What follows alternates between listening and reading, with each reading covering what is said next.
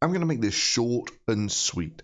In civilized countries, people are presumed innocent until proven guilty. Within that light, maybe the Crown Prosecution Service should do some soul-searching about its new guilty until proven innocent toolbox for rape investigations. Now, sure, it's true that the CPS is probably correct that if they presume that everyone is guilty in a situation where it's almost impossible to prove that they're innocent, then yeah, that's probably going to increase the number of convictions. Seriously, if the only way that I can prove myself innocent is to demonstrate someone's intent, how the hell am I supposed to do that? Which is notably something the CPS doesn't bother to explain. I don't know, maybe the CPS has looked to Futurama for inspiration here, and maybe they're thinking along these lines that we should just get sex monitoring chips implanted in everyone. We enjoy so much freedom, it's almost sickening. We're free to choose which hand our sex monitoring chip is implanted in. After all, if you oppose sex monitoring chips, you're just enabling the rapists, and that makes you pro-rape. And you're not pro-rape, are you? And for those who the subtlety is lost on, let me spell it out. Innocent until proven guilty is the way it is because freedom is such a highly valued commodity. The assumption of guilty until proven innocent, reverses that. Hell, it reverses the very premise of every first world justice system.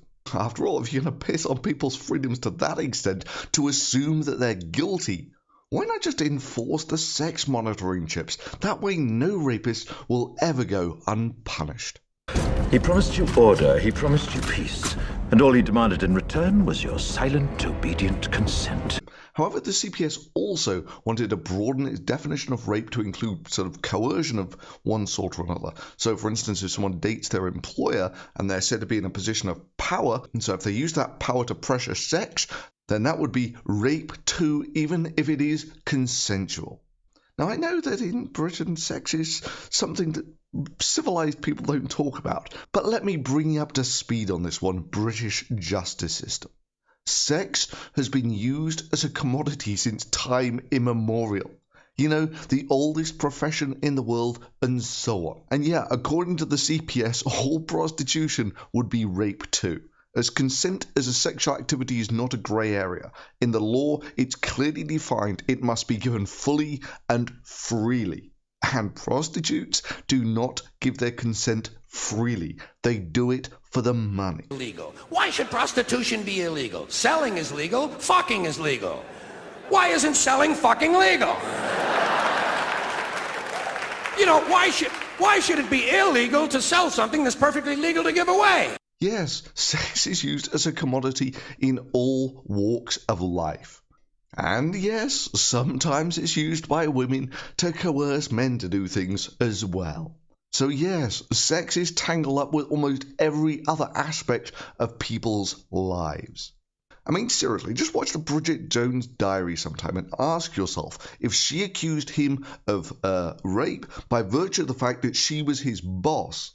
Will not form romantic attachments to any of the following: alcoholics, workaholics, sleeping toms, or perverts. And will not fantasize about a particular person who embodies all these things. My boss. I was wondering if you might care for dinner Friday night. Would he even have a bat's chance in hell of proving he wasn't guilty? After all, he is presumed guilty. Yeah, for British law, there are no shades of grey here. This is a black and white issue. You are guilty until you can prove yourself innocent. And seeing as the Crown Prosecution Service launched this hashtag of consent is,